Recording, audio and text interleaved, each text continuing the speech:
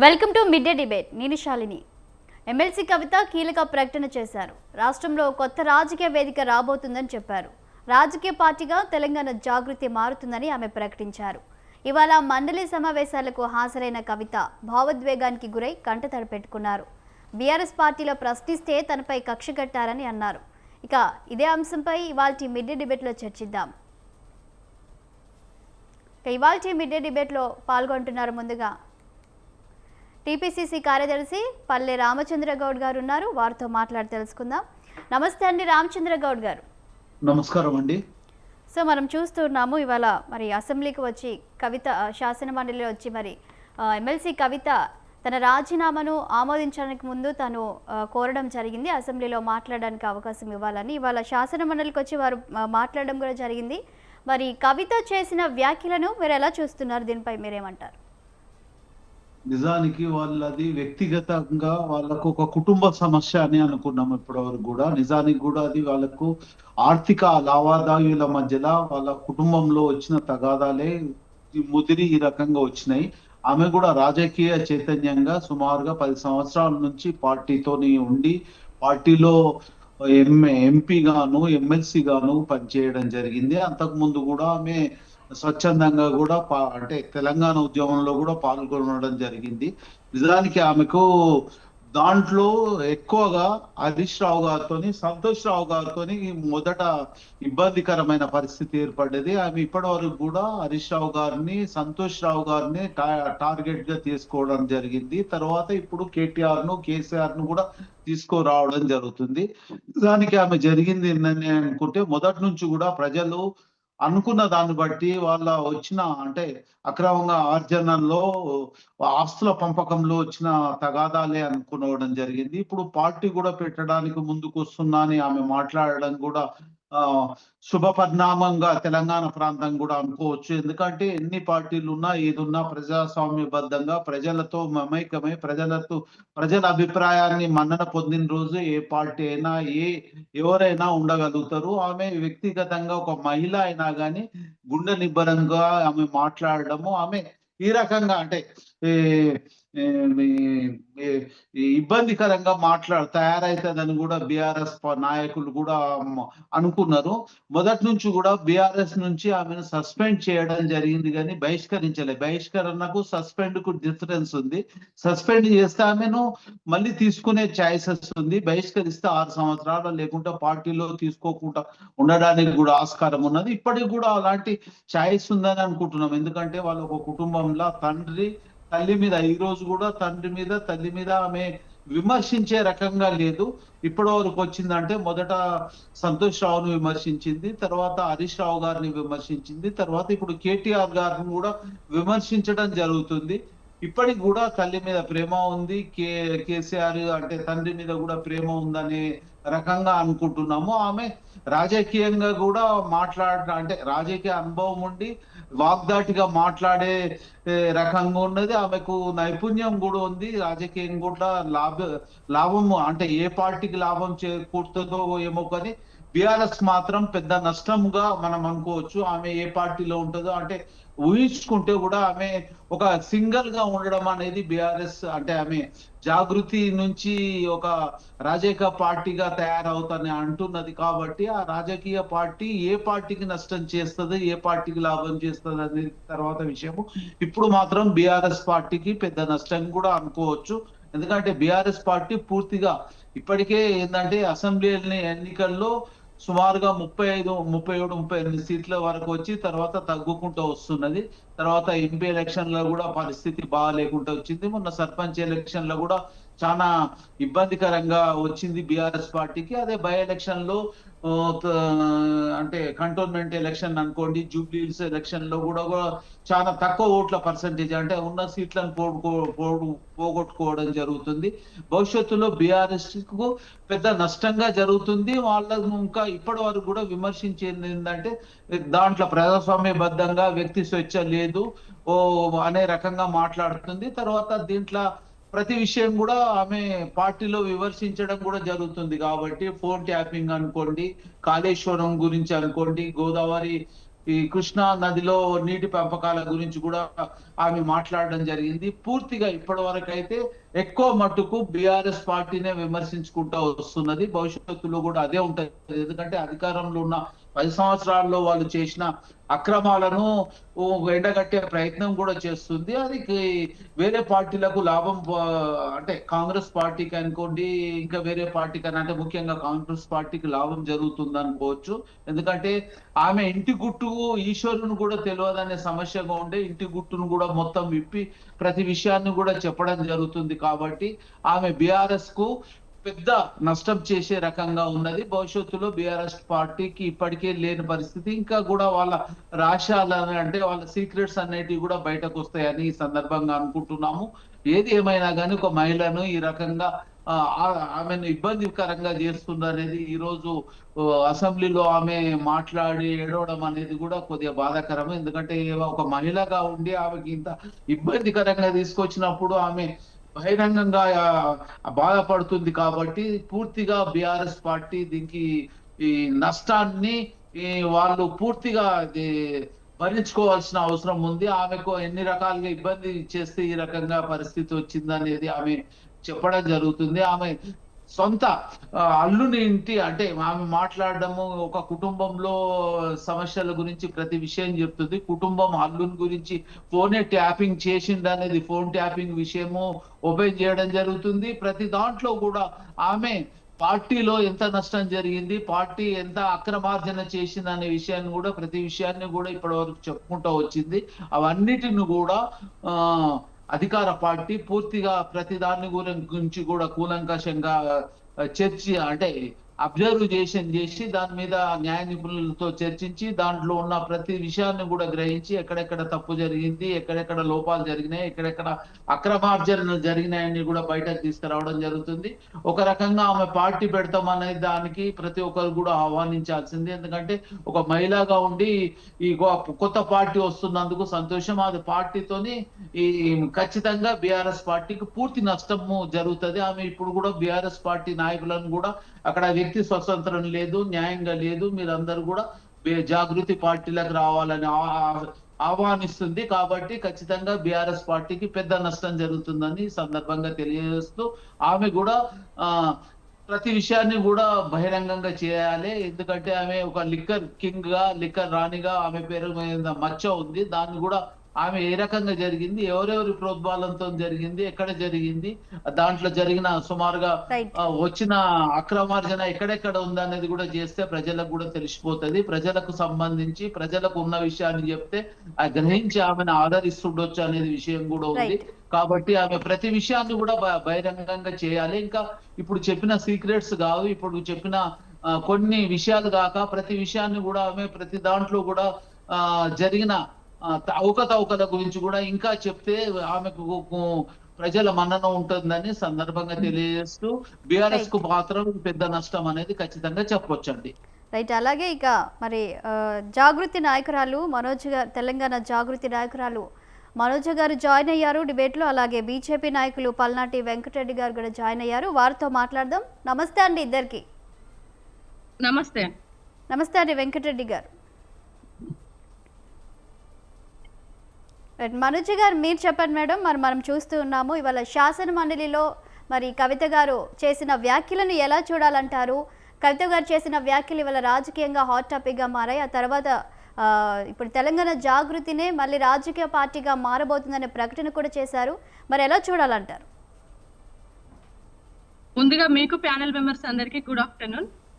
ఈరోజు నిజంగా కూడా కవితక్క గారు మాట్లాడుతుంటే ఆడబిడ్డలుగా ఎంతో మంది కంట తడి పెడుతున్నారు. ఎందుకంటే చాలా ఓపిక్గా, చాలా సహనంతో 18 సంవత్సరాలుగా కూడా తన మీద జరుగుతున్న అన్నిటినీ కూడా భరిస్తూ ఒక ఆడబిడ్డకి భూదేవికి ఉన్నంత ఓపిక ఉంటది అన్నదానికి నిదర్శనం ఈ రోజు కవితక్క గారు చెప్పి అవన్నీ మేము అక్కగారితో దగ్గరగా ఉన్న వ్యక్తులుగా మాకు అన్ని తెలుసు. ఎందుకంటే మేము కూడా పర్సనల్ గా ఫేస్ చేసిన విషయాలు అవన్నీ.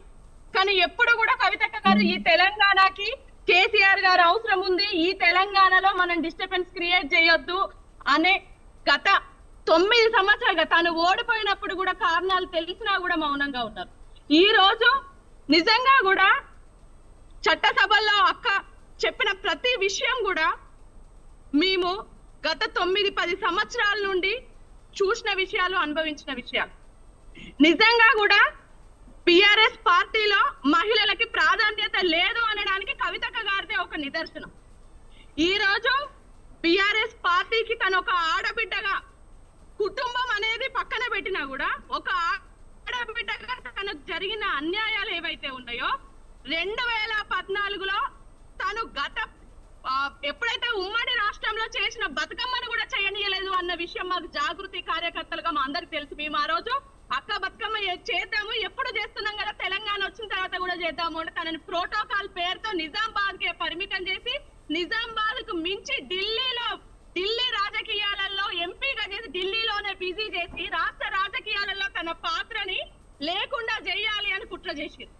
ఆ కుట్రలో భాగంగానే ఎక్కడైతే కూడా కవితక్క గారు తను అధికారంలో 10 సంవత్సరాలు ఈ బిఆర్ఎస్ పార్టీ అధికారంలో ఉన్నప్పుడు కూడా 24/7 ఒక బిఆర్ఎస్ పార్టీకి అధినేతకు సంబంధించిన, కుటుంబానికి సంబంధించిన వ్యక్తుల తలుపులు ఎవరి అయినా 24/7 ఓపెన్ ఉన్నాయి, యాక్సెస్ ఉన్నదంటే అది కవితక్క గారు. ఎప్పుడు కూడా నిరంతరం కూడా పేద ప్రజలు కానివ్వండి, ఉద్యోగులు కానివ్వండి, సింగరేణి కార్మికులు కానివ్వండి వచ్చి తనకి సమస్యలు చెప్పుకున్న విషయంలో ఎప్పుడు ఇంటర్నల్ గా ఎన్నో విషయాలు కవితక్క గారు పార్టీకి చెప్పినా కూడా వినని పరిస్థితులు ఉన్నాయని మాకు తెలుసు. ఎన్నో సార్లు మేము ఒక మా కుటుంబంలో సంబంధించిన చిన్న ట్రాన్స్ఫర్ల విషయం వస్తేనే అక్క చేయలేని పరిస్థితికి తీసుకొచ్చి పెట్టింది. ఎందుకంటే కవితక్క గారిని ఓన్లీ ఢిల్లీ రాజకీయాలకు పరిమితం చేయాలి, అక్కడ కూడా ఉత్తమ పార్లమెంటరియన్ అవార్డు తెచ్చుకుంది అని చెప్పేసి, ఉత్తమ పార్లమెంటరియన్ గా అక్కడ కూడా దూసుకుపోతుంది అని చెప్పేసి కవితక్క గారిని నెక్స్ట్ సెకండ్ టైం ఓడగొట్టి.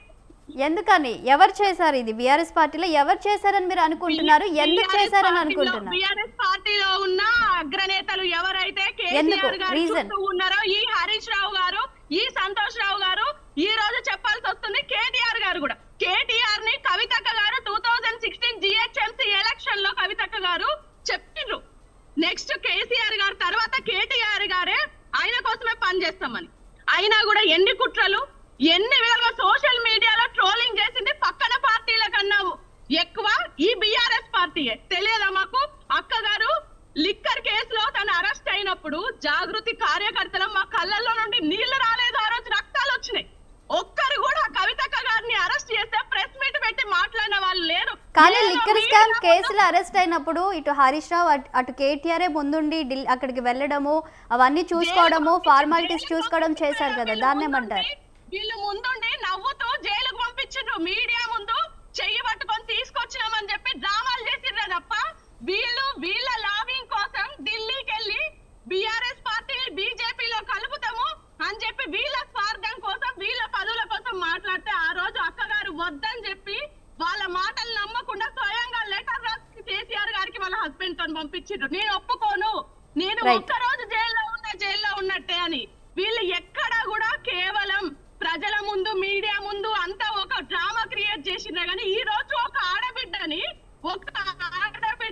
ఈ రోజు ఎంత దారుణంగా కనీసం ఒక షోకాజ్ నోటీస్ కూడా ఇవ్వకుండా వాళ్ళు పార్టీ నుండి సస్పెండ్ చేసి బయటికి పంపించి, ఒకసారి నీ పార్టీలోనే ఉంది, బిఆర్ఎస్ పార్టీలో ఉన్నప్పుడు తీన్మార్ మల్లన్న లాంటి వ్యక్తి మాట్లాడినప్పుడు నీ ఇంటి ఆడబిడ్డగా పక్కన పెట్టినా కూడా నీ పార్టీకి సంబంధించిన ఎమ్మెల్సీని ఒక మహిళా నాయకురాలు అన్నప్పుడు ఎక్కడ పోయింది ఈ మహిళలందరూ? ఈ బిఆర్ఎస్ పార్టీ నాయకులందరూ ఎక్కడ పోయిండ్రు? ఆ రోజు మా రక్తం మరిగిపోయింది. మేము జాగృతి నాయకులం కవితక్క గారిగా ఉన్నాం గానీ వీళ్ళంతా ఎక్కడ పోయిండ్రు? వీళ్ళెవరు? వీళ్ళ కోసము 18 సంవత్సరాలు తన తన చెమట, తన కష్టం, తన పసి పిల్లల్ని 3 సంవత్సరాల బాబునేసుకొని కడుపులో ఒక బిడ్డను పెట్టుకొని కూడా తిరిగింది కవితక్క గారు. అదంతా మర్చిపోయారు. ఇదే సిరిసిల్లాలో ఈ రోజు చెప్తున్నాం, ఇదే సిరిసిల్లాలో కవితక్క గారు ముందు గ్రౌండ్ వర్క్ చేసి తర్వాత కేటీఆర్ గారు పోటీ చేశారు. ఇదే హుజూర్ నగర్ లో ఒక 4 సంవత్సరాలు జాగృతి నుండి సిమెంట్ ఫ్యాక్టరీలు, ఆ రోజు మన తెలంగాణలో ఉన్న ఫ్యాక్టరీలలో మన తెలంగాణ వాళ్ళకే ఉద్యోగాలు కల్పించాలని ఆ రోజు అక్కడ హుజూర్ నగర్ లో బిఆర్ఎస్ జెండా ఎగిరింది అంటే కారణం ఈ తెలంగాణ జాగృతి, ఈ కవితక్క గారు. ఈ రోజు ఇవన్నీ మర్చిపోయి ఈ సోషల్ మీడియాలో కవితక్క గారి మీద విపరీతమైన ట్రోలింగ్ చేస్తుంటే ఒక ఆడబిడ్డని ఈ రోజు చట్టసభల్లో కన్నీళ్లు పెట్టించేలాగా చేస్తే ఈ పార్టీ కానివ్వండి, ఈ నాయకులకు కానివ్వండి తప్పకుండా కాలం సమాధానం చెప్తుంది. మనం చరిత్ర చూసినాం, చరిత్రలో ఆడబిడ్డ కన్నీళ్లు పెట్టినప్పుడు ఆ చరిత్ర ఎట్లా తిరగరాసి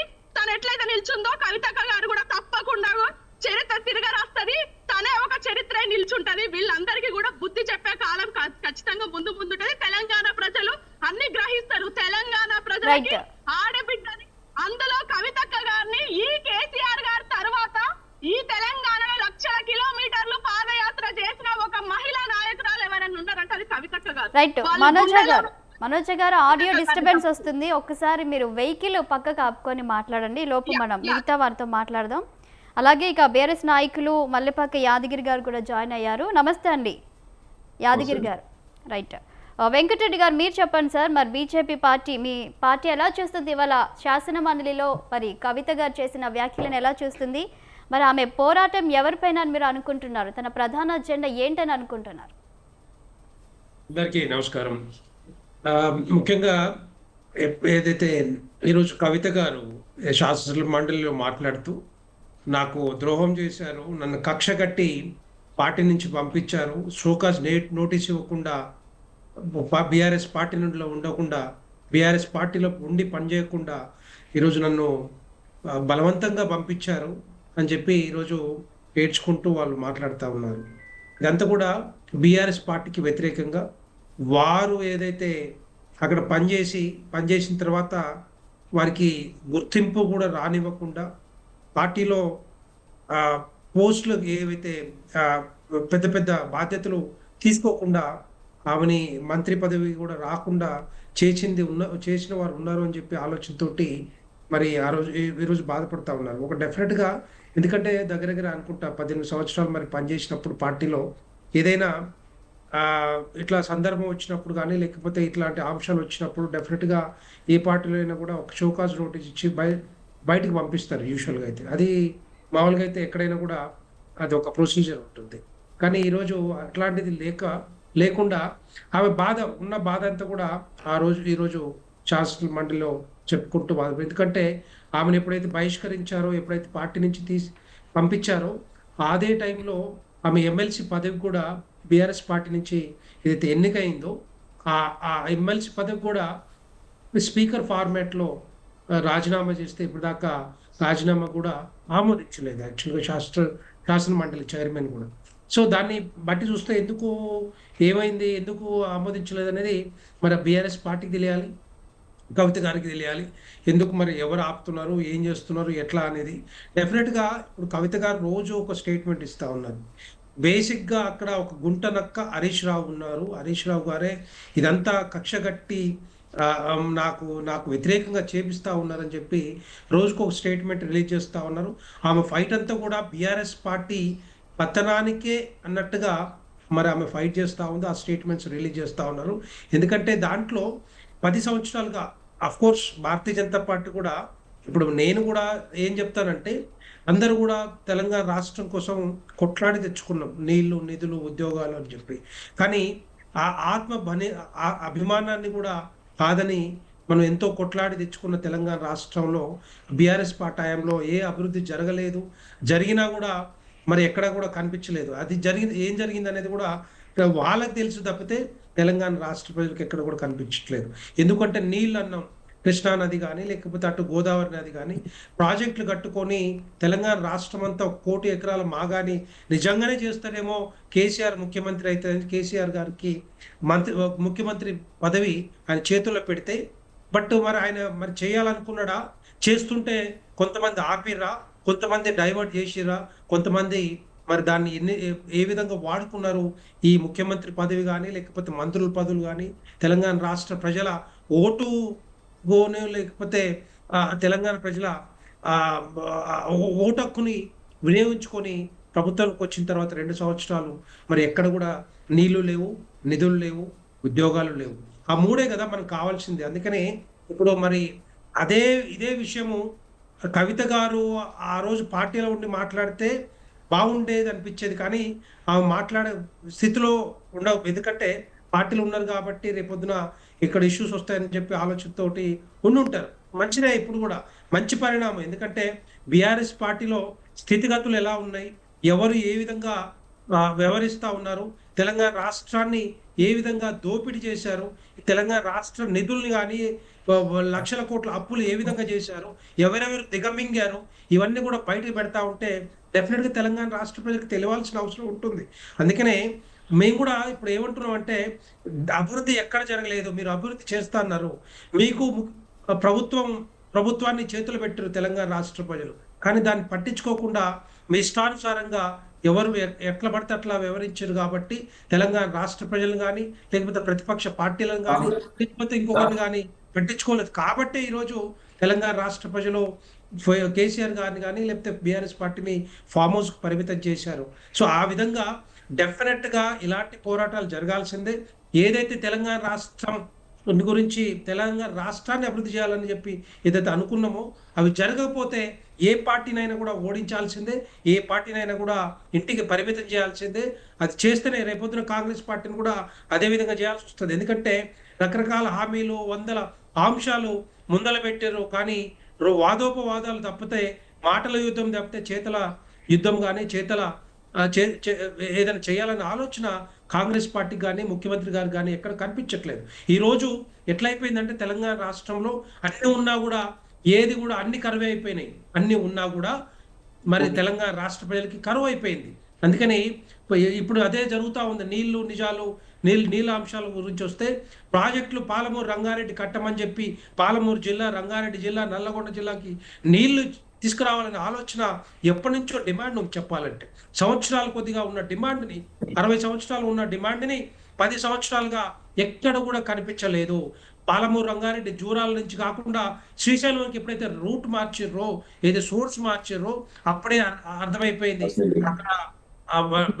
అక్కడ కావాల్సింది ఏంటంటే ఎక్కువ ఖర్చు పెట్టాలి, ఎక్కువ పంపులు రావాలి, ఎక్కువ లిఫ్ట్లు రావాలి, కాంట్రాక్టులు దోచిపెట్టాలి, అక్కడ నుంచి మనీ డైవర్ట్ చేయాలన్న ఆలోచన మరి బీఆర్ఎస్ పార్టీకి ఉందో, లేకపోతే కేసీఆర్ గారికి ఆలోచన ఉండేనో, లేకపోతే వేరే వాళ్ళు చేస్తుంటే ఎందుకు కంట్రోల్ చేయలేకపోయారో ఇప్పుడు కేసీఆర్ గారు సమాధానం చెప్పాల్సిన అవసరం ఉండే యాక్చువల్గా. కానీ ఏది అసెంబ్లీ రాకుండా ఈరోజు మరి సమాధానం చెప్పకుండా ఆయన ఒక ప్రతిపక్ష నాయకుడిగా ఉండి తెలంగాణ రాష్ట్ర ప్రజలకి బాధ్యతగా తెలంగాణ రాష్ట్ర ప్రజల తరపున పోరాటం చేయాల్సిన వ్యక్తి ఈరోజు ఫామ్ హౌస్ లో ఉంటే మరి రేపొద్దున బీఆర్ఎస్ పార్టీ అవసరమా తెలంగాణ రాష్ట్ర ప్రజలకి, బీఆర్ఎస్ పార్టీ నాయకులకి ఓటేసి గెలిపించాలా అని చెప్పి ఆలోచన తెలంగాణ రాష్ట్ర ప్రజలందరికీ కూడా వస్తుంది. సో అది వచ్చింది కాబట్టి డెఫినెట్గా ఈరోజు రేపు బీఆర్ఎస్ పార్టీని కూడా ఖతం చేసే అవకాశాలు ఉంటాయి ఈ విధంగా చేస్తే మాత్రం. ఎందుకంటే తెలంగాణ రాష్ట్ర ప్రజల తరపున పోరాటాలు చేయాల్సిన బాధ్యత వారి మీద ఉంటుంది. ఈరోజు ఈ రెండు పార్టీలు కూడా ఫెయిల్యూర్గా పార్టీలుగానే కనపడతా ఉన్నాయి.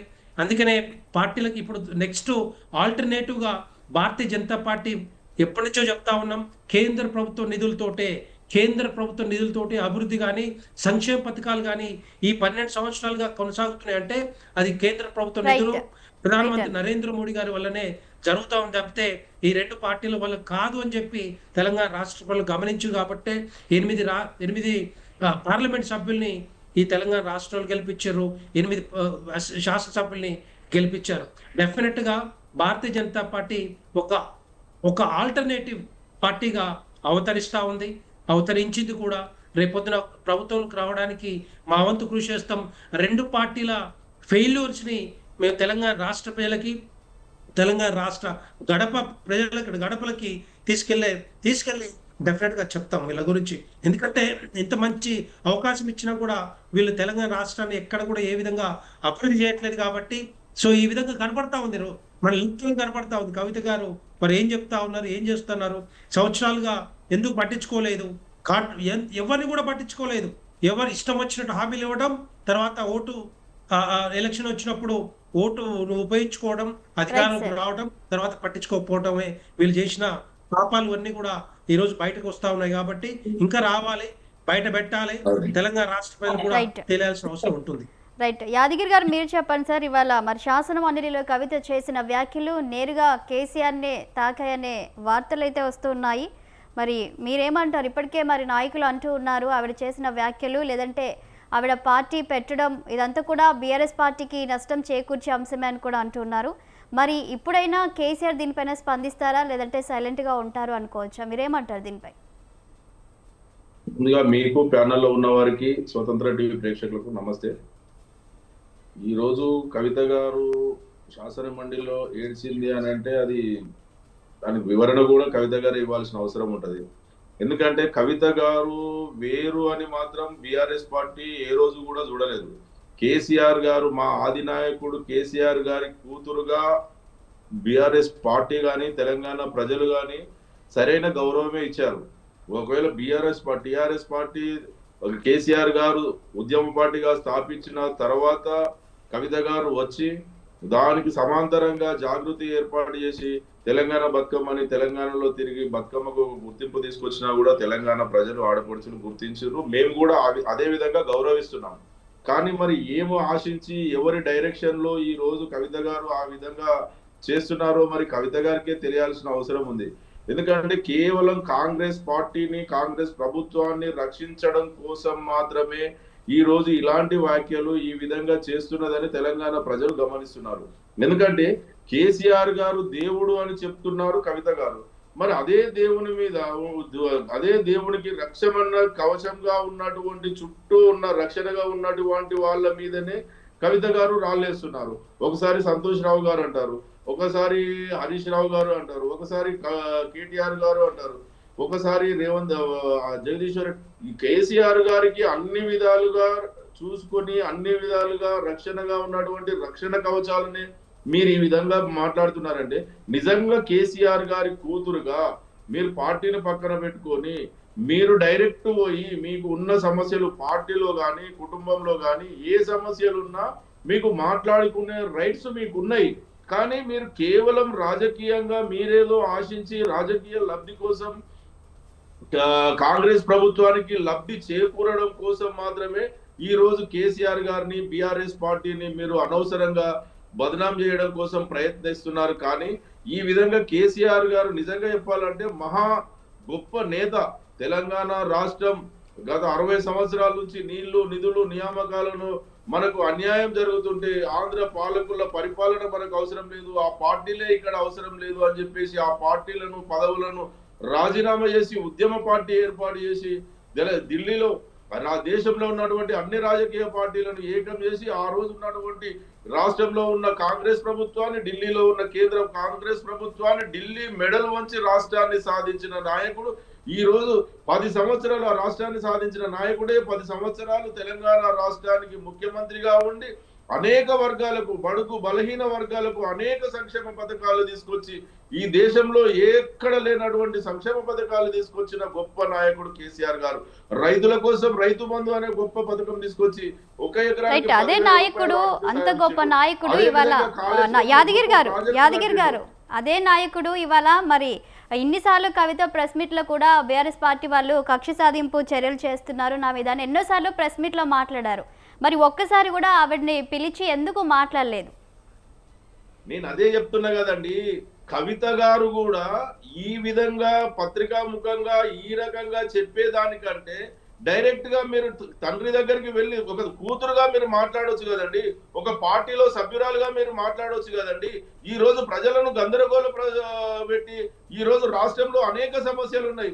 కేసీఆర్ గారు తెలంగాణ రాష్ట్ర ప్రజలు అనేక ఇబ్బందులు పడుతున్నారు.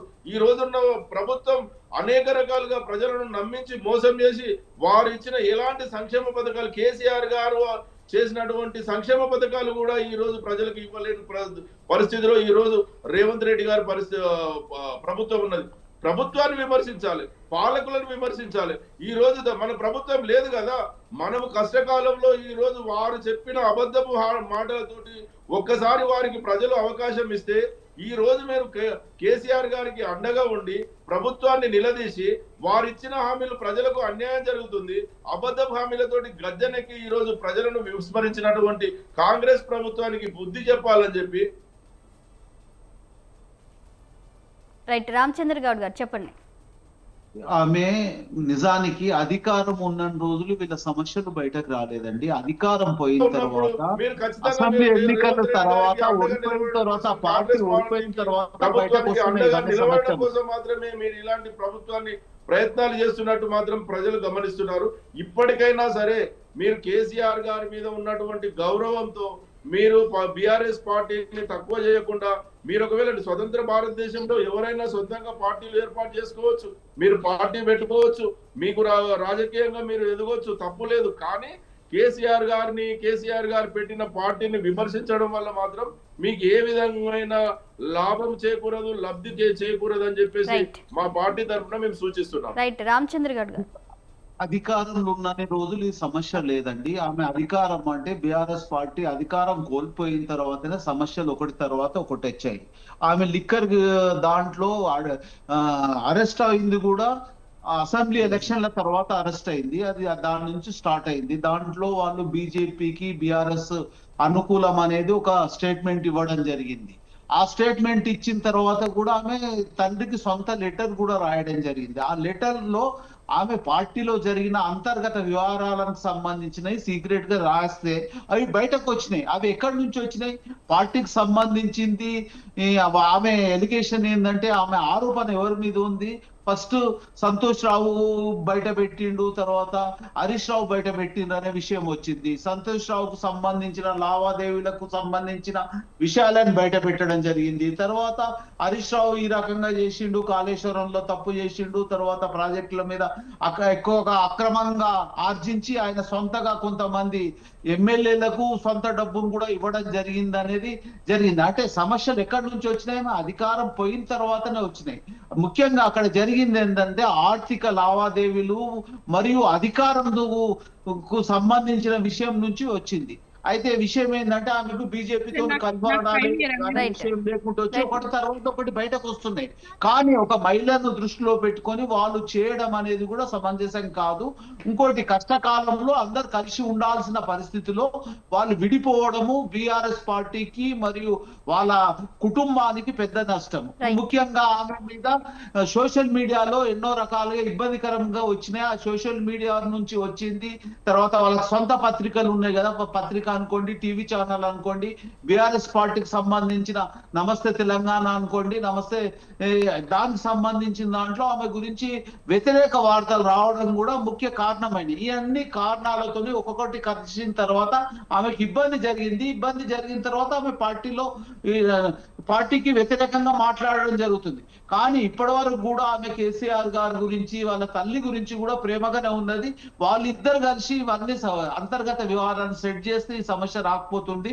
ఏదేమైనా కానీ ఆమెకు ఒక మహిళను ఈ రకంగా ఇబ్బంది చేయడం అనేది కేసీఆర్ గారికి, కేటీఆర్ గారికి, హరీష్ రావు గారికి, సంతోష్ రావు గారికి దీని ప్రతిఫలం అంటే దీనికి జరిగే నష్టాన్ని అంతా వాళ్ళు భరించుకోవాల్సిన పరిస్థితి భవిష్యత్తు మాత్రం బీఆర్ఎస్ చెల్లించాల్సిన పరిస్థితి ఏర్పడుతుందని ఈ సందర్భంగా తెలియజేయడం అవుతుందండి.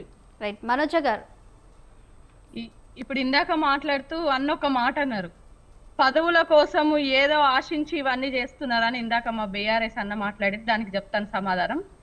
ఈ రోజు ఒక చట్టసభల్లో ఒక ఆడబిడ్డకి ఎవరైనా కానివ్వండి, ఒక తల్లికి తన పిల్లలకి మించిన ప్రపంచం అంటూ ఏముండదు. ఈ రోజు తను ఆ చట్టసభల్లో తన పిల్లల మీద ప్రమాణం చేసి, తనకిష్టమైన దైవం మీద ప్రమాణం చేసి, ఇది ఆస్తుల గొడవ కాదు, ఇది ఆత్మగౌరవ పంచాయతీ అని చెప్పిన తర్వాత కూడా మీరు ఇట్లా మాట్లాడితే అది మీ విఘ్నతకే వదిలేస్తాం. ఈ రోజు మేము క్లారిటీగా చెప్తున్నాం, ఆ ఉద్యమం టైం నుండి ఇప్పటి వరకు జరిగిన ప్రతి సంఘటన చెప్తున్నాం. ఒక్క ఎగ్జాంపుల్ మేడం, పి ప్రకాష్ గారు ఉన్నారు. ఆయన ఫస్ట్ ఒక 4 months బ్యాక్ అసలు మొత్తం ఉద్యమం టైంలో జరిగిన కవితక్క గారి గురించి, కేసీఆర్ గారికి కవితక్క అంటేనే ప్రాణం అన్న విషయాలు కానివ్వండి, ఈ రోజు కవితక్క గారు కౌన్సిల్ లో ఏదైతే చెప్పిండ్రో, ఒకరి అపాయింట్మెంట్ సోనియా గాంధీ గారికి బాగా అంచరు దగ్గర వ్యక్తి అపాయింట్మెంట్ గురించి, అది వి ప్రకాష్ గారే ఆ రోజు మీడియా ముందు చెప్పిండ్రు. అంటే ఒక ఇంటర్వ్యూలో ఆ అపాయింట్మెంట్ తీసుకున్నప్పుడు కేసీఆర్ గారే ఆశ్చర్యపోయిండ్రు. అని ఇంత పాజిటివ్ గా మాట్లాడిన ఆయనని, కవితక్క గారు కవితను దూరం చేసుకుంటే పార్టీ నష్టపోతని మాట్లాడిన ఆయనని ఎవరు మీ కూర్చోబెట్టి సెటిల్మెంట్లు చేసిరు మాకు తెలియదా? ఎవరు చేసిండ్రు? ఆ చేసిందే కాకుండా అదే హరీష్ రావు గారు తన పర్సనల్ విషయాన్ని, చెట్టంత కొడుకులు ఉన్న ఒక ఇంటి ఇల్లాల్ని పట్టుకొని తన పర్సనల్ విషయాన్ని తీసుకొని మళ్ళీ ఇదే సోషల్ మీడియాలో, ఇదే టీవీ డిబేట్లలో హైలైట్ చేసి తన క్యారెక్టర్ ని కూడా, తన వ్యక్తిగత జీవితాన్ని కూడా మళ్ళీ నవ్వుల పాలు చేసిన వ్యక్తిని ఈ రోజు మీ ఇంట్లో కూర్చోబెట్టుకొని, చైర్లో కూర్చోబెట్టుకొని మంచిగా హారంగా ఆయనకు మర్యాదలు చేస్తాను అంటే ఇదంతా ఎవరి కుట్రలు, ఎవరు చేస్తుండ్రు అనేది తెలంగాణ సమాజం గమనిస్తలేదా? నిజంగా కూడా ఒక ఆడబిడ్డగా నేను ఈరోజు బాధపడుతున్నా. ఇంత తెలంగాణ సమాజంలో, తెలంగాణ కుటుంబాలలో ఆడబిడ్డకి చాలా విలువిస్తారు.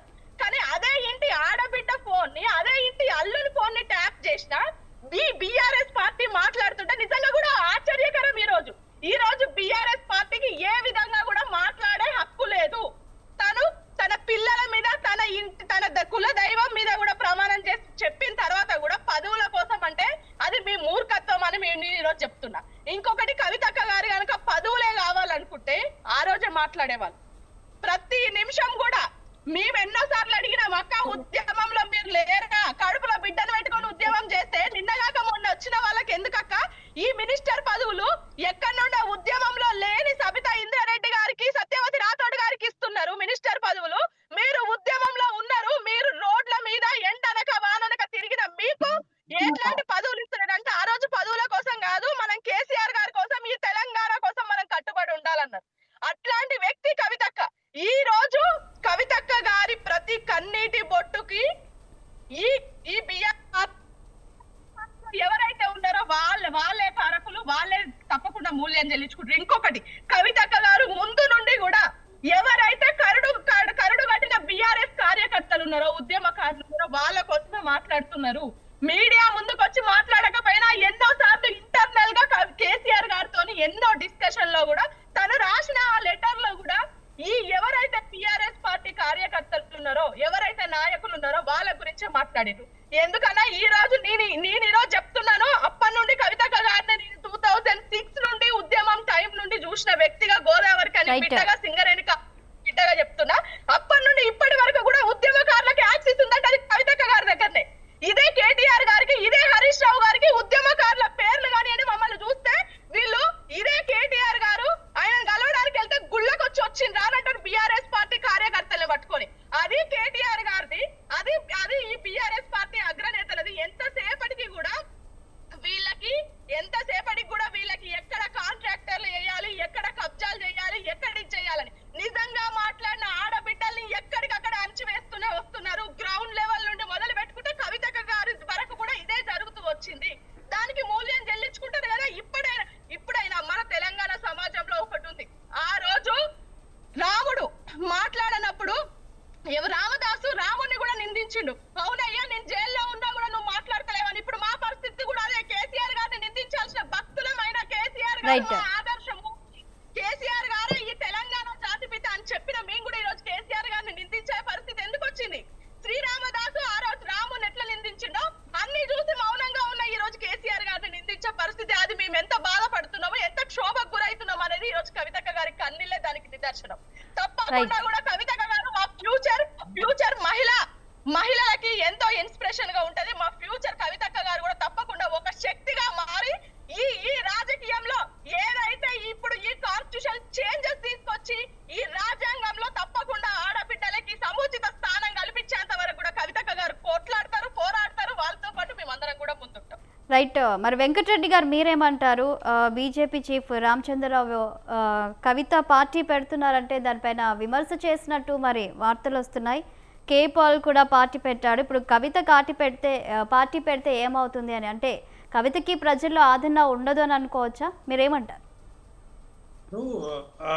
చాలా మంది, ఎంతో మంది ఇప్పుడు ఈ తెలంగాణ రాష్ట్రం వచ్చిన తర్వాత కూడా ఎన్నో పార్టీలు వచ్చినాయి, పోయినాయి కూడా. దాంట్లో పార్టీ పెట్టడం కాదు, పార్టీని నడిపించడం చాలా ముఖ్యం. ఎందుకంటే ఆ డ్రైవింగ్ ఫోర్సు, ఆ నిబద్ధత, తర్వాత తెలంగాణ రాష్ట్ర ప్రజల తరపున పోరాటం చేయటం, ఇవన్నీ కూడా చాలా ముఖ్యం. ఎందుకంటే కోదండరాం లాంటి వాళ్ళే పార్టీలు పెట్టి వాటి ఏం చేయలేని పరిస్థితుల్లో వారు ఉన్నారు. సో అలాంటిది ఇప్పుడు మరి రేపు పొద్దున పార్టీ పెట్టి పార్టీలో ఏం లీడ్ చేస్తారు, దేని గురించి కొట్లాడతారు, ఎట్లా కొట్లాడతారు అనేది కూడా ప్రశ్నార్థకం. అంత పెద్దగా పోయే అవకాశాలు లేవు. ఎందుకంటే ఇప్పుడు చాలా పార్టీలు వచ్చినాయి, పోయినాయి. దాంట్లో ముఖ్యంగా ఒక ముఖ్యమంత్రి కూతురుగా, ఒక మాజీ ముఖ్యమంత్రి కూతురుగా ఆమెకి చాలా విషయాలు గత పిఆర్ఎస్ ప్రభుత్వంలో ఏం జరిగినాయి ఏంటి అనేది అన్నీ తెలుసు ఆమెకి. అవన్నీ కూడా కొంచెం బయట పెడితే మరి ఏదో ఒక పార్టీ ఉండే అవకాశాలు ఉంటాయి. తప్పితే బీఆర్ఎస్ పార్టీ అన్నా ఖతం అవ్వాలి, లేకపోతే ఆమె పార్టీ అన్నా పెట్టాలి. కానీ మేము పెద్దగా దాన్ని సీరియస్గా ఏం తీసుకోవాలి. పార్టీ పెట్టి రేపొద్దున తెలంగాణ రాష్ట్రంలో ఏదో ఉనికి చాడుతానంటే అది కాని పనులు. ఎందుకంటే అంత ఈజీ కూడా కాదు చెప్పాలంటే. సో అలాంటిది రేపొద్దున మరి ఆ విధంగా జరగడం అనేది కూడా కష్టమైన పని. సో రెండవ విషయం ఏంటంటే, ఒక మాజీ ముఖ్యమంత్రి కూతురుగా ఆమె ఒక ఎంపీగా గెలిచింది, తర్వాత ఎమ్మెల్సీగా పనిచేస్తూ ఉంది. సో ఇప్పటికీ ఆమెకు చాలా విషయాలు తెలుసు. అవన్నీ కూడా కొన్ని బయటకు పడితే అప్పుడు కొంత బీఆర్ఎస్ పార్టీలో ఏమేం జరిగింది ఏంటి అనేది ఇంకొంచెం డెప్త్గా తెలంగాణ రాష్ట్ర ప్రజలకు తెలిసే అవకాశాలు ఉంటాయి. ఎందుకంటే చాలా విషయాలు, చాలా కన్సర్న్స్ ఉన్నాయి. అంటే అందుకే కదా భారతీయ జనతా పార్టీ కానీ లేకపోతే మిగతా పార్టీలు కూడా మరి బీఆర్ఎస్ పార్టీని ఓడించాలనే ఆలోచనతోటి మరి అప్పట్లో కాంగ్రెస్ పార్టీకి పెద్దగా ఎలక్షన్కి ముందు 6 నెలల ముందు ఏ ఎన్నికల్లో పోటీ చేసినా కూడా డిపాజిట్లు దక్కని పరిస్థితి కనపడింది. కానీ మా రాష్ట్ర అధ్యక్షులు, పూర్వ అధ్యక్షులు బండి సంజయ్ గారి సారథ్యంలో ప్రతి ఒక్కటి కూడా బీఆర్ఎస్ పార్టీ ఈ తెలంగాణ రాష్ట్రమే కాదు, ఒక నేషనల్ పార్టీగా టీఆర్ఎస్ నుంచి బీఆర్ఎస్ గా ఎప్పుడైతే మారి ఈ తెలంగాణ రాష్ట్రంలో కాకుండా మిగతా రాష్ట్రాల్లో ఏదైతే పోటీ చేయాలనుకుందో అప్పుడే ఆ రోజు వాళ్ళ పత్రం కూడా స్టార్ట్ అయింది. ఎందుకంటే తెలంగాణ రాష్ట్రంలో రాష్ట్రాన్ని అభివృద్ధి చేయని వాళ్ళు, తెలంగాణ రాష్ట్రాన్ని రాష్ట్ర ప్రజలకు సంక్షేమ పథకాలు అందించిన వాళ్ళు రేపొద్దున భారతదేశంలో ఏ విధంగా అందిస్తారు అనే ఆలోచనతోటి ఆయనకు పార్టీ పెట్టని చెప్తే డెఫినెట్ గా ఈ తెలంగాణ రాష్ట్రమే కాదు, ఈ బీఆర్ఎస్ పార్టీ తోటి ఏది కాదు అని చెప్పి ఆలోచనతోటి ఇంటింటికి తిరిగి ప్రతి ఒక్కరికి కూడా మేము వివరంగా చెప్పినాం కాబట్టి ఆ రోజు బీఆర్ఎస్ పార్టీని ఓడించే సత్తా, శక్తి భారతీయ జనతా పార్టీకి ఉండే. కానీ మధ్యలో కాంగ్రెస్ పార్టీ కొన్ని అబద్ధపు హామీలతోటి, రకరకాల అంశాలతోటి వచ్చి తెలంగాణ రాష్ట్ర ప్రజల్ని డైవర్ట్ చేసి మేము గొప్పగా చేస్తామని చెప్పిన వాళ్ళు ఇప్పుడు ఏం చేయలేకపోతా ఉన్నారో తెలంగాణ రాష్ట్ర ప్రజలు గమనిస్తూ ఉన్నారు. సో అలాంటిది అందుకే నేను చెప్తున్నాను కదా, బీఆర్ఎస్ పార్టీ కానీ కాంగ్రెస్ పార్టీ కానీ ఈ రాష్ట్రాల్లో చేసేది ఏమి లేదు, చేయబోయేది కూడా ఏమీ లేదు. ఎందుకంటే రెండు పార్టీలు కూడా మరి ఒక రెండు పార్టీల డిఎన్ఏ ఒకటి కాబట్టి వాళ్ళు చేయలేని పనిలో పరిస్థితులు ఉండదు కాబట్టి డెఫినెట్ గా భారతీయ జనతా పార్టీకే అధికారం వస్తుంది. కానీ ఇంకో కొత్త పార్టీకో ఇంకో ఎవరో పార్టీ పెడితే తెలంగాణ రాష్ట్ర ప్రజలు దానికి జయగొట్టడానికి ఎట్టి పరిస్థితుల్లో రెడీగా ఉండరు. ఎందుకంటే మనకు తెలుసు భారతీయ జనతా పార్టీ ఈ భారతదేశంలో దగ్గర 20 రాష్ట్రాల్లో అధికారంలో ఉంది. ఎందుకు ఉంది అంటే డెఫినెట్ గా అభివృద్ధి కానీ సంక్షేమ పథకాలు రెండు జోడెద్దులాగా మరి ప్రధానమంత్రి నరేంద్ర మోడీ గారు తీసుకుపోతున్నారు కాబట్టే ఈరోజు అన్ని రాష్ట్రాల్లో ఏ ఎన్నికల్లో పోటీ చేసినా కూడా భారతీయ జనతా పార్టీని గెలిపిస్తా ఉన్నారు. సో ఎనీవే తెలంగాణ రాష్ట్రం వచ్చిన తర్వాత 2 సార్లు బీఆర్ఎస్ పార్టీకి అవకాశం ఇచ్చారు కేసీఆర్ గారికి, తర్వాత ఒకసారి కాంగ్రెస్ పార్టీకి అవకాశం ఇచ్చారు. కానీ ఎక్కడ కూడా ప్రూవ్ చేయలేకపోతున్నారు, అభివృద్ధి చేయలేకపోతున్నారు. కాబట్టి ఐఎమ్ షూర్ డెఫినెట్ గా నెక్స్ట్ ఆల్టర్నేటివ్ గా భారతీయ జనతా పార్టీకి అవకాశం ఇస్తారు తెలంగాణ రాష్ట్ర ప్రజలు. వాళ్ళు కంకణం కట్టుకొని కూర్చున్నారు. అందుకని ఇప్పుడు రేపొద్దున కవిత గారు పార్టీ పెట్టినంత మాత్రాన ఆమె గెలివచ్చాం కానీ ఆమె సభ్యులు గెలిపించేంత సత్తా ఉంటుందా అనేది ఒక ప్రశ్నార్థకం. రైట్. మరి యాదగిరి గారు ఇవాల్టి ప్రసంగంతో కవిత ఇక కేసీఆర్తో నేరుగా తలపడే అవకాశం ఉంది అనుకోవచ్చా? మరి దీనిపై మీరేమంటారు? కవిత గారి నిర్ణయం ఒకవేళ వారి చిత్తశుద్ధితోటి ఏ నిర్ణయం తీసుకున్నా అది వారి ఇష్టం, దానికి మనం ఏం చెప్పలేము. ఎందుకంటే ఈ రోజు కవిత గారు శాసన మండలిలో చెప్తున్నారు నన్ను అక్కడ పార్టీలో ఎదగనీయలేదు అని చెప్పి బయట కూడా చెప్పారు, ఇక్కడ శాసన మండలిలో చెప్పారు కదా. ఒకవేళ నిజంగా ఎదగనీయకపోతే ఆ రోజు టిఆర్ఎస్ పార్టీకి సమాంతరంగా జాగృతి ఏర్పాటు చేసి కార్యక్రమాలు చేస్తే ఏ రోజైనా బిఆర్ఎస్ పార్టీ ఖండించిందా? ఒకవేళ టిఆర్ఎస్ పార్టీని బిఆర్ఎస్ పార్టీగా మార్చి భారత రాష్ట్ర సమితి అని పెట్టిన తర్వాత మరి అదే తెలంగాణ జాగృతిని భారత జాగృతిగా మార్చుకుంటే ఎవరైనా వద్దన్నారా? ఆ రోజు బిఆర్ఎస్ పార్టీకి భారత జాగృతి అంతా కేసీఆర్ గారికి రెండు కండ్లే అని చెప్పేసి జాగృతి ఆఫీసు ఓపెన్ చేసిన రోజు కూడా కవిత గారు చెప్పారు, కేసీఆర్ గారు. మరి ఈ రోజు మనం అదే చెప్తున్నాం కదా, ఎందుకు మీరు ఈ విధంగా చేస్తున్నారు? మనం కష్టకాలంలో ఉన్నప్పుడు కన్న తండ్రికి తోడుగా ఉండాలి, మనం తల్లి లాంటి పార్టీకి అండగా ఉండాల్సిన అవసరం కవిత గారికి ఉన్నది. కానీ ఆ రోజు లేఖ బయట పెట్టిరు అంటే లేఖ రాయవలసిన అవసరం కూడా మీకు లేదు కదండి. డైరెక్ట్ మీ తండ్రిగా మీరు పోయి మాట్లాడొచ్చు కదా. ఒక పార్టీ కార్యకర్తగా మాట్లాడడం ఒక భాగం అనుకుంటే కన్న తండ్రి దగ్గరికి వెళ్ళి మీకు ఈ లేఖ విషయం మాట్లాడవచ్చు, మీ పార్టీలో జరుగుతున్న అన్యాయం గురించి మాట్లాడవచ్చు, ప్రతి విషయంలో మాట్లాడవచ్చు. పార్టీలో మాకు అన్యాయం చేసినారంటే మీకు ఎక్కడ అన్యాయం జరిగింది? మీరు ఉద్యమంలోకి వచ్చిన తర్వాత మీకు నిజామాబాద్ ఎంపీగా అవకాశం ఇచ్చిర్రు, ఎంపీగా గెలిచిన తర్వాత పార్లమెంట్ పంపించిర్రు, ఎంపీగా ఓడిపోయిన తర్వాత మీకు మళ్ళీ ఎమ్మెల్సీగా అవకాశం ఇచ్చిర్రు. పార్టీ అన్ని విధాలుగా మీకు అండగా ఉన్నది, మీకు అన్ని విధాలుగా అవకాశాలు ఇచ్చింది.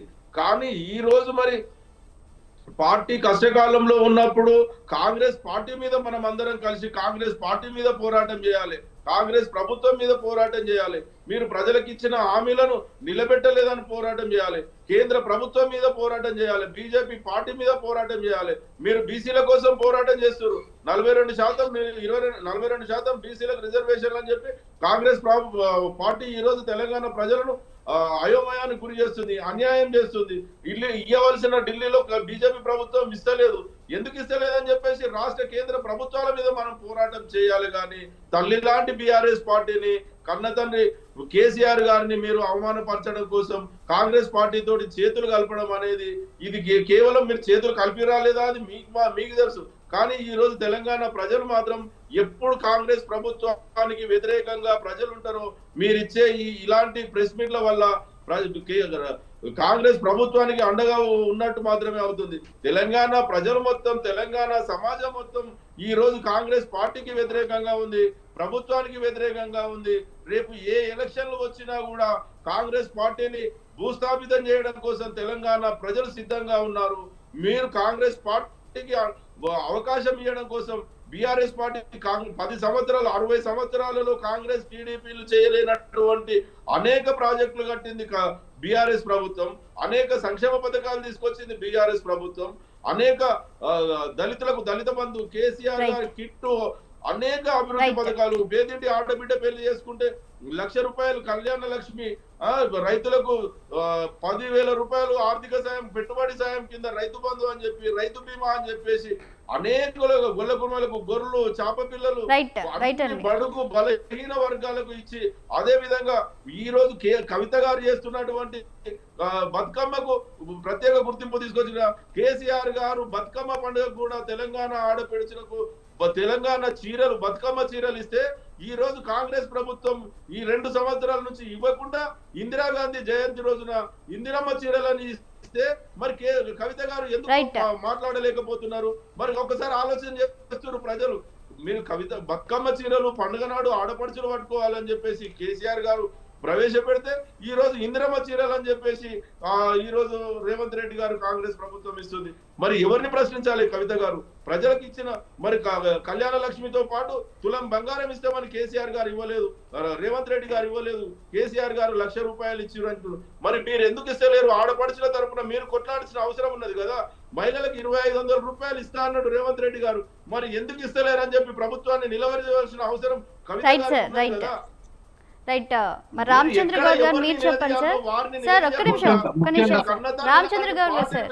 ముఖ్యంగా పార్టీ పెట్టి వస్తున్నందుకు యాదగిరి గారు ఆగండి సార్, ఒక్కసారి చెప్పండి. రామచంద్ర గౌడ్ గారు, ఒక మహిళ ఒక పార్టీ పెట్టి రావడం అనేది శుభ పరిణామంగా ఆహ్వానిస్తున్నాము. ఒక మహిళగా నాకు తెలిసి ఒక తెలంగాణ రాష్ట్రంలో మొదటి మహిళగా అనుకుంటున్నాను. దేశంలో కూడా ఒక పార్టీ పెట్టే మహిళగా ఆమెను ఆస్వాదిద్దాము, ఆమెకు కూడా ఆల్ ది బెస్ట్ చెప్దాము. అదే రకంగా బీజేపీ వాళ్ళు మాట్లాడిన దాన్ని బట్టి ఆమె బీజేపీ వాళ్ళు కూడా లేని ఎన్నో రకాలుగా మాట్లాడారు.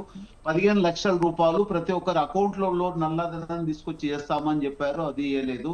తర్వాత వాళ్ళు 2 కోట్ల ఉద్యోగాలు ప్రతి సంవత్సరం ఇస్తామని ఇవ్వలేదు. అదే రకంగా ఎన్నో హామీలు ఇచ్చారు, వాళ్ళు కూడా చేయలేదు. ఇంకా నిజానికి చెప్పాలంటే ఇప్పుడు 8 మంది ఎంపీలను 8 మంది ఎమ్మెల్యేలను ఇచ్చిన తర్వాత తెలంగాణ రాష్ట్రానికి కావాల్సిన మూసి సుందరీకరణ అనుకోండి, 2 ఎంటీఎస్ అంటే 2 ఓఆర్ఆర్ అనుకోండి, సెకండ్ ఓఆర్ఆర్ అనుకోండి, అదే రకంగా ఎంటీఎస్ మెట్రో రైలు కూడా ఫండ్స్ అనేది స్పెషల్ గా ఇవ్వలేకపోతుంది. ఇరిగేషన్ కు సంబంధించి కూడా ఫండ్స్ ఇవ్వలేకపోతున్నారు. వాళ్ళు మాట్లాడినట్టు జూరాల నుంచి శ్రీశైలానికి ఏ రకంగా షిఫ్ట్ చేయడం జరిగింది, అదే రకంగా ఉమ్మడేటి నుంచి వేరే దగ్గరికి, అంటే వీళ్ళు అంచనాలు పెంచుకోవడానికి చేసినప్పుడు ఆ 10 సంవత్సరాలు ఉన్నప్పుడు మీరు బీజేపీ వాళ్ళతో కలిసి ఉండి దాంట్లో ఉండే నష్టం జరుగుతుంది, ఏటీఎం గా జరుగుతుందని ఎన్నో విమర్శలు చేసిన బీఆర్ఎస్ కు మీరు సపోర్ట్ చేసింది.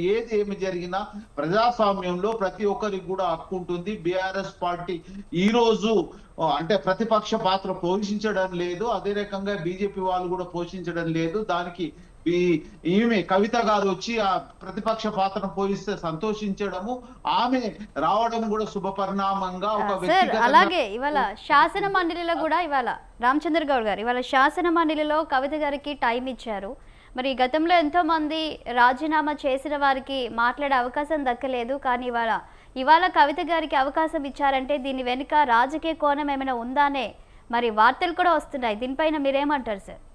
ఇక ఈ కాంగ్రెస్ గవర్నమెంట్ ఈ 2 years లో ఎవరు రాజీనామా చేసిన చరిత్ర లేదు. అంతకుముందు ఉంటే ఉండొచ్చు, కానీ ఈ 2 సంవత్సరాలలో ఒక ఎమ్మెల్యే, ఎంపీ అంటే ఎమ్మెల్యే, ఎమ్మెల్సీ కూడా ఎవరు కూడా రాజీనామా చేసి స్వచ్ఛందంగా ఈ రకంగా వచ్చింది లేదు. దాన్ని బట్టి ఆమె ఎవరికైనా ఉన్నదంటే దానికి ఉదాహరణలు ఉంటే వాళ్ళకి ఇచ్చింది, వీళ్ళకి ఇవ్వలేదని చెప్పొచ్చు. ఆమె ఫస్ట్ టైం ఈ రాజీనామా చేసి అడుగుతుంది. ఆమె అంటే ఉద్రేకంగా చేసిందా లేకుంటే శాంతియుతంగా చేసిందా అనేది స్పీకర్ ఇష్టాన్ని బట్టి, అంటే దానికి సంబంధించింది దాన్ని బట్టి ఉంటది. దాంట్లో ఈ రోజు వరకు కూడా నాకు తెలిసి ఈ 2 సంవత్సరాలలో ఎవరు ఎమ్మెల్యేలు, ఎమ్మెల్సీ కూడా రాజీనామా చేయలేదు. దాని గురించి అడగాల్సిన అవసరం కూడా లేదు. దాని గురించి టైం కూడా అంటే టైం ఇచ్చిన దాని గురించి మనం చర్చించాల్సిన అవసరం లేదు. ఆమె మాత్రం మహిళగా ఏడ్చుకుంటూ మాట్లాడడం అనేది కొద్దిగా ఇబ్బందికరమైంది. అది చట్టసభల్లో మాట్లాడిన తొలి మహిళగా కూడా అనుకుంటున్నాను, అంటే నాకు తెలిసిన వరకు. ఎందుకంటే ఇంతవరకు తెలంగాణ రాష్ట్రంలో ఒక మహిళ ఆ రకంగా ఏడ్పించే రకంగా తీసుకొచ్చిన బీఆర్ఎస్ పార్టీకి భవిష్యత్తు ఉండదు, ఇప్పటికే తగ్గిపోయింది, భవిష్యత్తులో ఇంకా క్షీణిస్తుందని ఈ సందర్భంగా అనుకుంటున్నాము. దానికి ప్రభావం ఎవరి మీద పడుతుంది అంటే ముఖ్యంగా బీఆర్ఎస్ పార్టీ మీదనే జరుగుతుంది. ఎందుకంటే వాళ్ళే నష్టం చేసి రామేను అన్ని రకాలుగా నష్టం చేయడం జరిగింది. దానికి పూర్తి బాధ్యతగా బీఆర్ఎస్ పార్టీ పూర్తిగా నష్టపోతుందని సందర్భంగా అనుకుంటున్నాం. రైట్, వెంకటరెడ్డి గారు టైం అయిపోతుంది సార్, కన్క్లూడ్ చేయండి. కవిత కన్నీళ్లు రాజకీయంగా సింపతిని తెస్తాయి అనుకోవచ్చా, మీరేమంటారు? కన్క్లూడ్ చేయండి సార్. అంటే ఆ బాధని వెళ్ళగొట్టింది తప్పితే శాసన మండలి పరంగా అక్కడి నుంచి అక్కడ చెప్పాలనుకుని తెలంగాణ ప్రజలకి ఏదో చెప్పాలనుకుంటున్నారు. డెఫినెట్గా అంటే ఆమె ఇప్పుడు ఏంటంటే ఆమె ఇంకా కొన్ని రోజులు అయితే అర్థమవుతుంది ఆమె దేనికోసం పార్టీ పెట్టడానికి ప్రయత్నం చేయటమా, లేకపోతే పార్టీ పరంగా పోటీ చేసి రేపొద్దున గెలవటమా, లేకపోతే ఎవరికి ఎగ్నెస్ట్గా పోటీలో నిలబెట్టడమా అనేది కొన్ని రోజుల్లో తెలుస్తుంది. ఎందుకంటే రాజకీయ పరంగా ఆమె ఎదగాలనుకుంటుంది, ఆమె వచ్చిన అవకాశాలను ఉపయోగించుకుంటా ఉంది. ఈరోజు టూర్లు తిరిగినా లేకపోతే ఈరోజు శాసన మండలిలో మాట్లాడినా కూడా డెఫినెట్గా తెలంగాణ రాష్ట్ర ప్రజలకు ఏదో ఒకటి నేను చేస్తా, నేను ఉన్నా అని చెప్పడానికి ప్రయత్నం చేస్తుండొచ్చు, కానీ బట్ అంత సీరియస్గా తీసుకుంటారు అనేది కూడా. ఎందుకంటే 10 సంవత్సరాలలో ఎక్కడ ఏం చేయలేని కవిత గారు, ఏం చెప్పలేని కవిత ఈరోజు మరి రేపొద్దున తెలంగాణ రాష్ట్ర ప్రజలకు ఏమో చేస్తామని చెప్తే అది పెద్దగా వచ్చే అవకాశాలు పెద్దగా ఆమెకి మైలేజ్ వచ్చే అవకాశాలు అయితే కనిపించవు. అది కూడా తెలంగాణ రాష్ట్ర ప్రజలకు కూడా పెద్దగా ఒరిగేది ఏమి ఉండదు. ఎందుకంటే ఎన్ని పార్టీలు తెలంగాణ రాష్ట్రంలో ఉన్న తర్వాత కొత్త పార్టీలు, కొత్త మనుషులు ఈరోజు మళ్ళా గెలవాలనుకున్నప్పుడు, పోటీ చేయాలనుకున్నప్పుడు పెద్దగా అవకాశం అయితే నాకైతే కనిపించదు. బట్ ఎక్కడో కొన్ని 2-3 సీట్లు రావచ్చే అవకాశాలు ఉండొచ్చేమో, కానీ పెద్దగా ఒరిగేది అయితే ఉండదు. రైట్, యాదగిరి గారు మీరేమంటారు సార్? కవిత పార్టీ పెట్టడం వల్ల బీఆర్ఎస్ కు నష్టం చేకూరే అవకాశం ఉంది అనుకుంటున్నారా? దీనిపైన ఏమైనా స్పందించే అవకాశం ఉందా బీఆర్ఎస్ పార్టీ? అసలు బీఆర్ఎస్ పార్టీకి ఎలాంటి నష్టం జరగదు. కేసీఆర్ గారి మీద తెలంగాణ ప్రజలకు పూర్తి స్థాయిలో నమ్మకం ఉన్నది. కానీ మరి కవిత గారికి ఆమె సొంతంగా ఎదగడంలో ఎదగనివ్వండి, తప్పులేదు. కానీ బీఆర్ఎస్ పార్టీని విమర్శించుకుంటూ ఈ రోజు తెలంగాణ రాష్ట్రంలో కవిత గారికి ప్రత్యేక గుర్తింపు ఈ విధంగా వచ్చిందండి. కేసీఆర్ గారి కూతురిగా మాత్రం బయటికి వెళ్ళి జాగృతి ఏర్పాటు చేసినందుకే ఎక్కడ పోయినా కూడా ప్రజలు వచ్చినా ఏది చేసినా వారికి స్వాగతం పలికినా కేసీఆర్ గారి ఒక తెలంగాణ సాధించిన గొప్ప నాయకుడి కూతురు అని చెప్పి స్వాగతం పలికిరు. కానీ ఈ రోజు అదే గొప్ప నాయకుడిని విమర్శిస్తూ పోతుంటే ప్రజలు కూడా రోజు రోజుకు తగ్గిపోతున్నారు, ఎవరు రారు. ఎందుకంటే గతంలో కూడా అనేక పార్టీలు, సరే పార్టీ పెట్టడంలో తప్పు లేదు, పెట్టుకోమని చెప్పండి, కానీ గతంలో పెట్టినటువంటి వాళ్ళు కూడా ఇప్పుడు చెప్పిన సోదరుడు చెప్పినట్టు కోదండరామ్ గారు పెట్టారు, చిరంజీవి గారు పెట్టారు, దేవేందర్ గౌడ్ గారు పెట్టారు, ఎన్నో పార్టీలు వచ్చినాయి, కనుమరుగైపోయినాయి. ఒకవేళ కవిత గారు వస్తే ప్రజలు స్వాగతించండి, కానీ కేసీఆర్ గారిని ఎంత విమర్శిస్తే అంత ఆమెకే మైనస్ జరుగుతుంది. అది మాత్రం ఒకటి గుర్తుంచుకోవాల్సిన అవసరం ఉంటుంది. రైట్, రామచంద్ర గౌడ్ గారు మీరు కన్క్లూజన్ ఇవ్వండి. భవిష్యత్తు అనేది బీసీలకు సంబంధించి ఉంటది. బీసీ పార్టీలకు కూడా విలువ ఉంటది. ఆమె బీసీ కాన్సెప్ట్ తో వస్తుందా, మరి ఏమొస్తుందా? ఆమె మొత్తం మీద మాత్రము ఖచ్చితంగా బీఆర్ఎస్ పార్టీని కొలాప్స్ చేసే పరిస్థితిగా ఉంది, అంటే తగ్గించే పరిస్థితిగా వస్తుంది. బీఆర్ఎస్ ఎక్కువ నష్టం మాత్రం నాకు తెలిసి బీఆర్ఎస్ పార్టీకి జరుగుతుంది. ఆమెను దృష్టిలో పెట్టుకొని బీసీ పార్టీలలో బీసీలకు కొద్దిగా విలువిచ్చి బీసీ కాన్సెప్ట్ తోనూ భవిష్యత్తు ఉంటది. మహిళలకు కూడా 50% ఏ రకంగా ఉందో ఈరొక చట్టసభల్లో కూడా వస్తుండొచ్చు. చట్టసభల్లో అయినా సరే తర్వాత బీసీలకు మహిళలకు మొదటి ప్రాధాన్యత భవిష్యత్తు ఉంటది. Right. భవిష్యత్తులో మహిళలకు బీసీలకు ప్రాధాన్యత ఉంటదని అనుకుంటున్నామండి. అది ఖచ్చితంగా జరుగుతుంది. ఆమెకు కూడా ఛాయిస్ ఉంటుండొచ్చు. రైట్. మరి థ్యాంక్ యూ అండి. ఇవాళ ఈ డిబేట్లో పాల్గొన్నటువంటి రామచంద్ర గౌడ్ గారికి, అలాగే మనోజ్ రా గారికి, యాదగిరి గారికి, వెంకటరెడ్డి గారికి అందరికీ కూడా థ్యాంక్ యూ అండి. ఇది వాళ్ళ mid day debate. Keep watching స్వతంత్ర.